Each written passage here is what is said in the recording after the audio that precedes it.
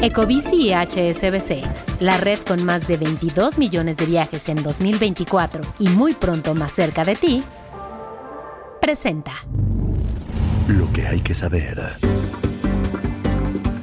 Morenistas aventajan en la elección a ministros. También las remesas tienen su peor caída desde 2012 y las zonas turísticas pasan de pueblos mágicos a territorios gentrificados. Es martes 3 de junio, yo soy Gonzalo Soto y esto es Expansión Daily.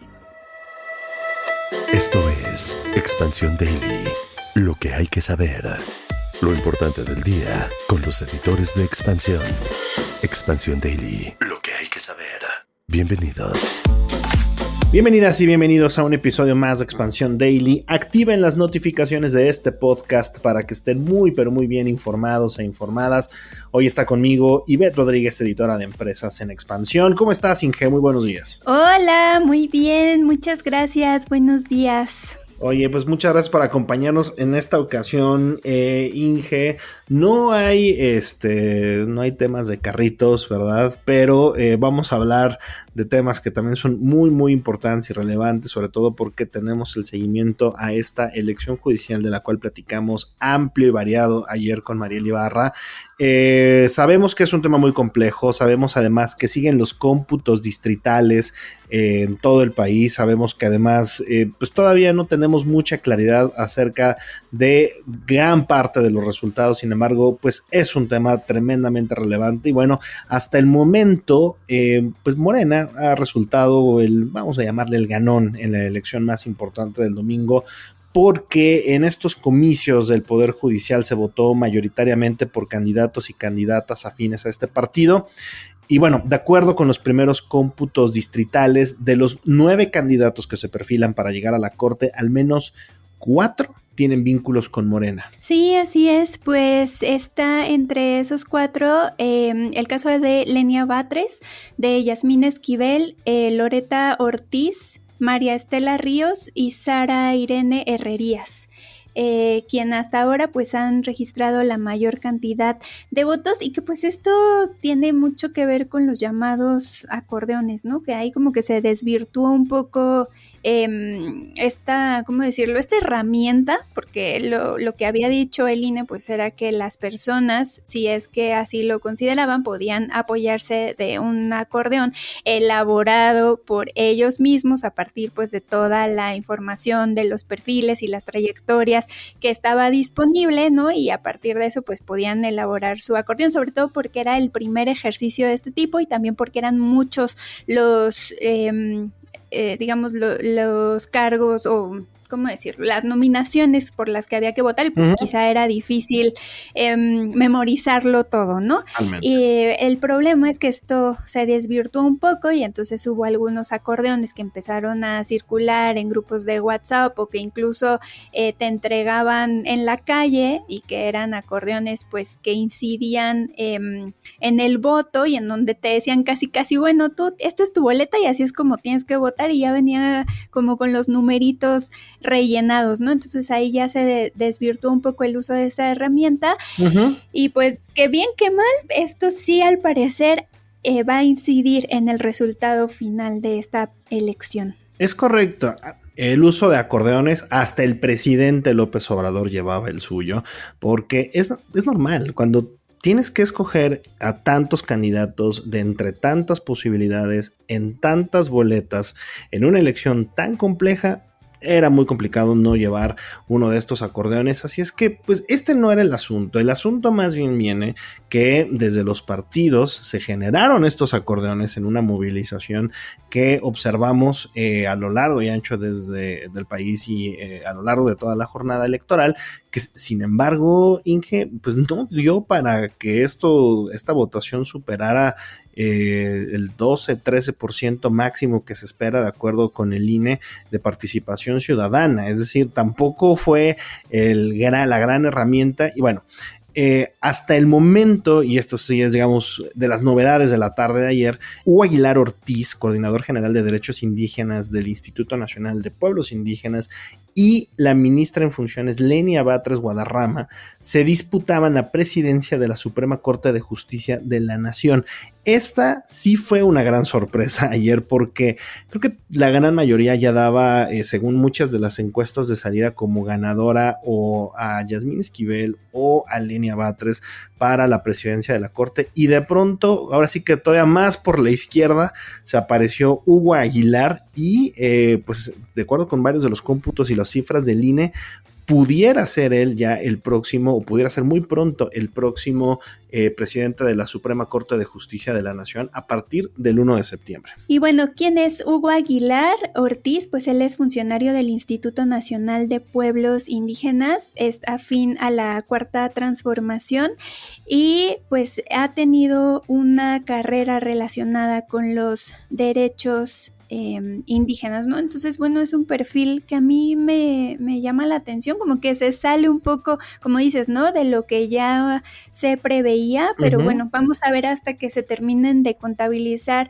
estos votos, porque esa es otra cosa que creo que ha llamado la atención y que también pues ha generado cierta suspicacia, y es el tiempo que va a tardar el cómputo de todos los votos. Me parece que son 10 días, que la verdad uno dice, bueno, no sé yo, en 10 días muchas cosas pueden pasar, pero bueno, vamos a confiar en que todo va a hacerse bien, en que se van a contabilizar correctamente estos votos, y pues será hasta la siguiente semana que ya vamos a conocer los resultados. Esta no fue una elección, Inge, para impacientes, sin lugar a dudas. De verdad, si quienes tienen siempre ganas de conocer los resultados la mero día de la elección o máximo 1 o 2 días después, esta elección no fue para ustedes, al menos no la generalidad de ella. Es muy probable que tengamos ya mayores certezas en el caso de la Suprema Corte, que fueron los primeros votos o son los primeros votos que están siendo contabilizados en los distintos distritos electorales.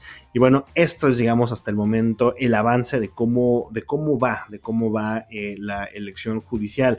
Hay otro dato también muy importante que publicamos en Expansión y en Expansión Política, y es que hasta media tarde de ayer, el INE registraba 7.5 millones de votos nulos, más de los alcanzados. Es un número mayor al alcanzado en conjunto por las dos candidaturas a la Corte con más ventaja, tanto la de Hugo Aguilar y Lenia Batres. Es decir, sí estamos hablando de estos dos personajes que tienen muy buenas posibilidades para presidir la Corte, pero más gente anuló su voto de los que votaron por ellos. Y esto, Ivette, me parece que es muy significativo y representa mucho lo que sucedió en la jornada del domingo. Sí, pues al final es un voto nulo de protesta, ¿no? O sea, yo lo puedo como entender así. O sea, que la gente salió a votar, pero dijo, a ver, yo no estoy de acuerdo con este procedimiento, voy a anular o sea, voy a ejercer mi derecho democrático, pero sí, voy a anular mi voto, ¿no? Sí, padre su elección, pero pues no van a contar conmigo o con un voto, vamos a llamarle entre comillas, efectivo, ¿verdad? Para alguno de estos candidatos. Y bueno, Lula, quien nos escucha mucho, nos escribió nuevamente diciendo: ayer fue el tiro de gracia, un poder de esta democracia que dejó de serlo cuando se le atribuyó una mayoría representativa que no le correspondía el año pasado, refiriéndose a Morena. Ese éxito es congruente con el discurso del gobierno sobre su desempeño. Ustedes tratan el tema con gran simpatía.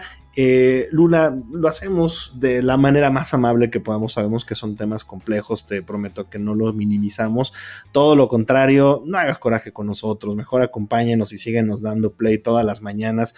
De verdad que tratamos siempre de encontrar un ángulo muy explicativo y sobre todo muy amable a estos temas que sabemos pueden llegar a ser muy, pero muy áridos. Y no tengo hijos, tengo 3 maravillosos gatos. Pero bueno, cambiando de tema, tremendo este dato, mi querida Ivette, porque las remesas se desplomaron 12% en abril, es su peor caída desde 2012. Ya se ven los efectos de las políticas de Trump y también focos rojos en miles de comunidades remeseras de nuestro país. Sí, de acuerdo con datos de Banxico, los envíos de remesas que llegan a México, pues eso, ¿no? Se desplomaron 12%. En el acumulado del primer cuatrimestre del año ascendieron a 19,000 millones de dólares, es decir, una caída de 2.6% en comparación con el mismo periodo del año pasado. Uh-huh. Y bueno, es que fíjate, abril fue un mes complicado en el sentido de que entraron en vigor ya ciertos aranceles que todo el mundo, ¿no? En enero, febrero juraba que no iban a entrar en vigor, que no, que ya conocíamos a Trump, que iba a amenazar mucho, pero no iba como a cumplir ciertas amenazas, bla, bla, bla. Pues toma. Resulta que en abril entraron en vigor aranceles, por ejemplo, para vehículos, luego se anunciaron aranceles para autopartes, en marzo entraron en vigor aranceles para el acero y el aluminio. Correcto. También para la cerveza. Entonces, bueno, al final estos aranceles sí se aplicaron y eso generó mucha incertidumbre en la economía y pues esa incertidumbre nosotros pensaríamos, no, bueno, es una incertidumbre que se siente solo en México, pero no, o sea, la verdad es que yo platicando con directores de empresas multinacionales que tienen operaciones en Norteamérica, Sudamérica, Europa y Asia, me decían, en todos los continentes se siente esta incertidumbre y como resultado se ve cierto freno en varias variables que tienen que ver con inversiones, reinversiones e incluso ha alcanzado el tema de remesas, ¿no? Las personas a lo mejor se sienten un poco pues inseguras con la economía y están como siendo más precavidas. No solamente hay una caída en las remesas enviadas, en el total de la remesa enviada, Ivette,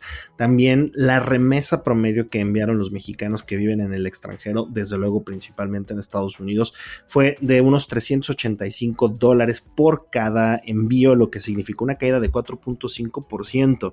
Esto significa que pues también a los paisanos, a las personas que envían remesas desde el extranjero ya también les comenzó a pegar, es decir, tienen menos capacidad para enviar un volumen mayor de estas remesas, se están guardando un poquito más en el bolsillo o a lo mejor simplemente ya no les está alcanzando para enviar los volúmenes que podían en años anteriores o en meses anteriores y de nuevo, insisto, esto le pega a millones de familias, miles de familias, millones de personas aquí en México que viven en algunos casos casi exclusivamente de lo que reciben desde el extranjero. Y bueno, de hecho, les recomendamos nuevamente el más reciente episodio de Política y otros datos, que es casi un mini documental sobre la importancia de las remesas en México y el impacto que podría tener el impuesto que propone Trump, que, ojo, no tiene nada que ver con el desplome que acabamos de contarles, pero sí podría ser una razón adicional para que la cosa se complique.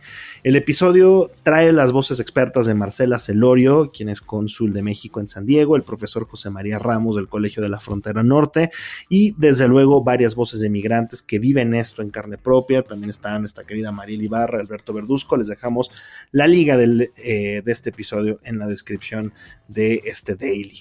Y bueno, mi querida Inge, una nota también que va muy en línea con este tema de la guerra comercial, porque debido a esta situación ya los operadores logísticos pierden hasta el 20% de volumen de lo que antes movían de mercancía y pues insisto, también ya es un retroceso bastante significativo, contrasta mucho con el dinamismo que se observó en 2024 cuando este sector registró un incremento de 22%. Sí, y pues justamente una de las voces que consultamos para esta nota, bueno, de hecho Suara de Luna es la autora de esta nota, ella habló con Eva María Muñoz, que es la presidenta de la Asociación Mexicana de Agentes de Carga, y ella decía que pues tiene que ver este parón o este retroceso que llega hasta el 20%, o sea, va del 5 al 20%, tiene que ver con que los clientes han detenido sus procesos de importación por cuestiones de pues incertidumbre respecto a la situación. O sea, por un lado, pues como que estaba esta situación de, a ver, pues detengo mi envío, ¿qué tal que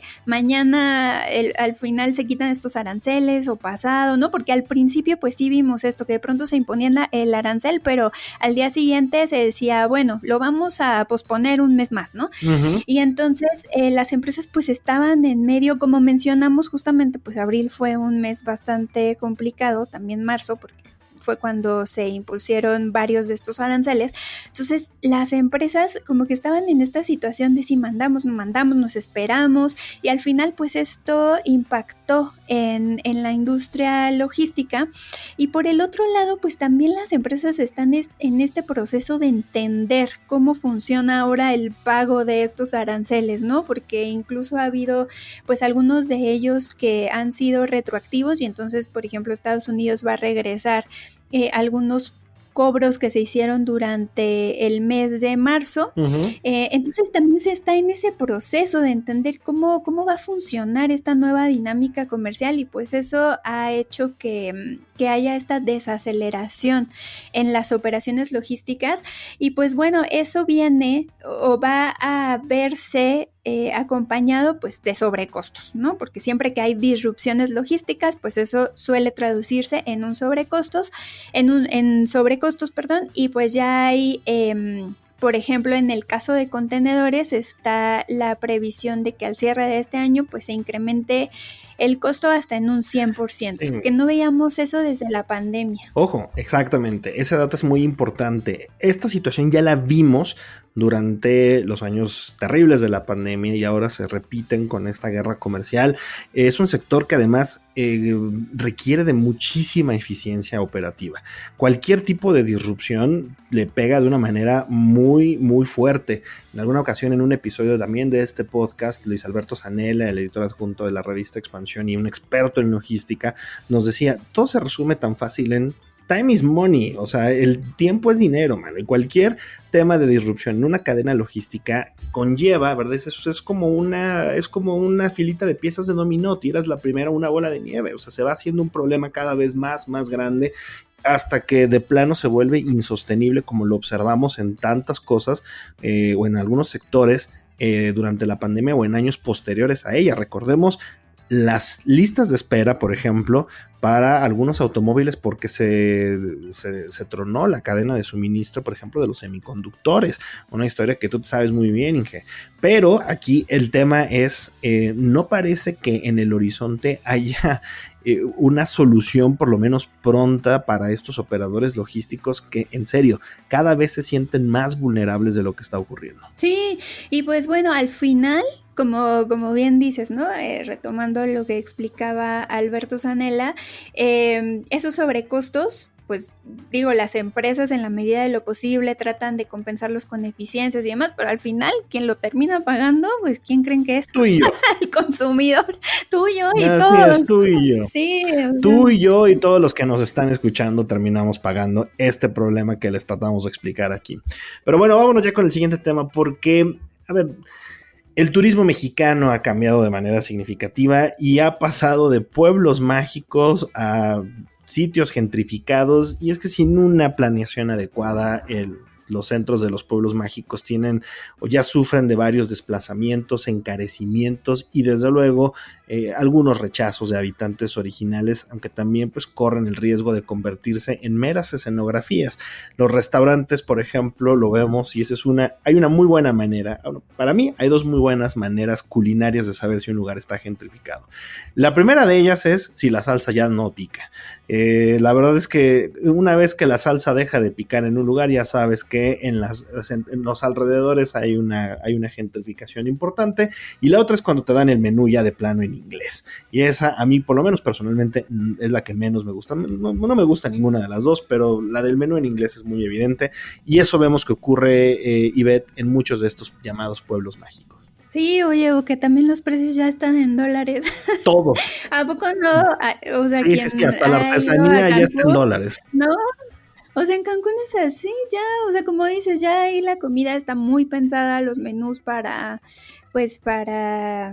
extranjeros, ¿no? Es verdad, nada pica, los precios están en dólares y todo está en inglés, entonces de pronto uno se siente como extraño en su propio país, y eso se ha extendido a otros lugares. No sé, creo que otro ejemplo que a todos nos puede venir a la mente pues es el tema de San Miguel de Allende, pero hay otros ejemplos, ¿no? Tepoztlán, Cholula, Oaxaca, que también han sido, es que no sé yo si decirlo así, víctimas de este fenómeno, pero bueno, o sea, porque tiene su lado positivo, ¿no? Una vez que un un pueblo es señalado, obtiene esta denominación de pueblo mágico, pues tiene un presupuesto adicional justamente para que haya mejoras en la infraestructura, ¿no? Incluso también las fachadas tienen que pintarse del mismo color, al menos en la parte del centro, la tipografía tiene que ser la misma y pues digamos que tiene pues una mejor imagen. Hay reglas. Ajá. Correcto, son lineamientos que se tienen que cumplir. Una cosa que sí hemos visto también, Inge, o que vemos, Inge, en estos momentos es cómo viejas casas, viejas vecindades se convierten en hoteles boutique, en restaurantes de alta gastronomía. Vemos cómo se han sustituido muchos espacios que antes eran, vamos a llamarles, más accesibles al bolsillo por otros que pues son de alta gama y con un enfoque claramente especializado en el turismo extranjero. Aquí hay de dos, o el pueblo se adapta y sigue de esta manera y trata de incrementar y aprovechar la llegada de estos turistas para pues, poder crecer económicamente, o la otra es lo que decíamos al inicio, destinarse o condenarse a la extinción o a la... pues, ¿cómo llamarlo? Pues regresar a un modelo en el cual pues eran prácticamente pueblos abandonados o fantasmas. Sí, o sea, esto que mencionabas tú al principio, se convierten en especies de escenografías, ¿no? Que al final pierden como esa autenticidad. Y fíjate, yo sin saber que íbamos a hablar de este tema, la semana pasada estaba platicando con una chica originaria de Guanajuato y tocábamos el tema de, pues, de las ciudades más turísticas, ¿no? Que por ejemplo, pues está Guanajuato capital, León, y llegamos a la parte de San Miguel de Allende, y ella misma reconocía que pues si tú quieres conocer ¿cómo decirlo? Guanajuato, o sea, lo que es Guanajuato, en esencia, pues San Miguel de Allende no es el mejor referente porque sí, ya está demasiado, pues sí, gentrificado, ¿no? Entonces decía, es que antes cuando ibas, pues sí podías como, no sé, ir al centro y comer en un restaurante muy típico, o sea, comida típica, comprar alguna artesanía, pero de verdad hecha por artesanos locales, porque ahora ya... puede ser que uno vaya a una tienda y te encuentras con cosas, pero que dicen hecho en China, ¿no? Que también de pronto es otro fenómeno que vemos por ahí, estas tiendas de artesanía. Hecho en Guatemala, elaborado en Honduras, sí, claro. Sí, muy de acuerdo. La verdad es que, insisto, es un fenómeno económico y hay que observarlo y hay que entenderlo de esa manera. Pero bueno, ese es el destino que han tenido muchos de estos llamados pueblos mágicos. Podescuchas, ¿qué opinan de esto? ¿Creen que el ingreso que estos cambios significan para los pueblos mágicos valen la metamorfosis que han vivido, que está bien, o están en desacuerdo y consideran que la gentrificación de estos espacios resta más de lo que suma? Ya saben que leemos siempre sus comentarios en Spotify y todas las plataformas de nuestro Daily. Y bueno, vámonos ya con la última nota del día, una nota además muy verde y muy amable. Aunque a veces parezca, no todo está perdido. Y bueno, Ivette, esta nota me fascinó porque la agricultura protegida está floreciendo en nuestro país, que es un modelo basado en el cultivo de hortalizas bajo condiciones controladas, principalmente en invernaderos, y ha tenido un crecimiento bastante exponencial en nuestro país en las últimas décadas. Cuéntanos estas cifras porque de verdad nos habla de un crecimiento muy padre en este negocio. Sí, pues por ejemplo, Paris Rico, que es el director de Plantanova, que es una empresa justamente especializada en la propagación de plantas injertadas para cultivo protegido, tiene el dato de que en 2002 había apenas 132 hectáreas de invernaderos activos en el país. Y este año hay 5,000 hectáreas, o sea, pasamos de 132 a 5,000 hectáreas. Eso sin contar más de 14,000 hectáreas adicionales dedicadas a cultivos con algún tipo de protección contra lluvia, granizo o plagas, que eso sería como lo más elemental.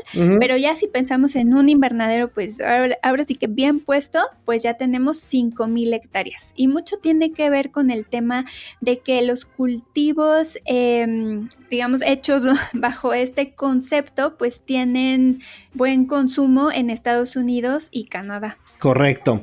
Y bueno, también hay una mejora importante en estos cultivos en invernadero. Se logran hasta, por ejemplo, hasta 100 kilos de tomate por metro cuadrado frente a los 10 kilos en promedio de campo abierto. Esto es una cosa tremenda, 10 veces más en un invernadero en estas condiciones controladas respecto de lo que se hace en la agricultura tradicional. De nuevo, con una reducción importante en la huella de carbono, con un incremento en los ingresos para los productores. Aquí sí no es como en los pueblos mágicos, Ivette, aquí sí es un ganar-ganar. Sí, y bueno, fíjate, yo cuando estaba leyendo esta información, yo decía, bueno, ¿y por qué no? Pues ya que todo sea así. Ay, ¿no? Yo pensando que todo es bien fácil. Y luego, pues, claro, hay retos. Okay. Qué ganas de arruinar el no todo está perdido, pero venga, échamelo. No, porque es que sí o no, que uno leería todo esto y diría, bueno, ¿y por qué no ya todo el campo migra a este formato? Muy cierto. Pero el principal reto es el tema de la inversión, ¿no? Porque el costo de los invernaderos depende, pues, del tamaño y supera también en 10,000 pesos. Por ejemplo, el mantenimiento de un invernadero es 10,000 pesos más costoso que el de una parcela, digamos así, a campo abierto.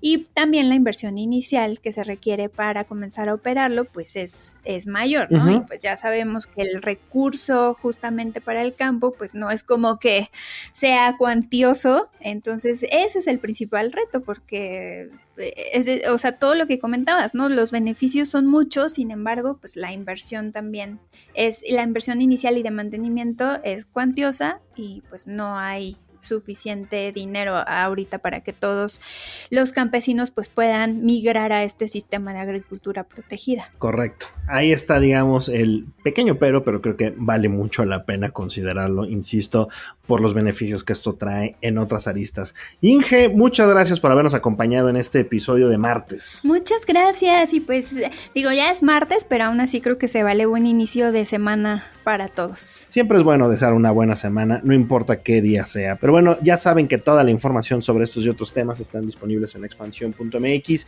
y leemos sus comentarios en las redes sociales de Expansión, todas @expansiónmx. Nos escuchamos mañana.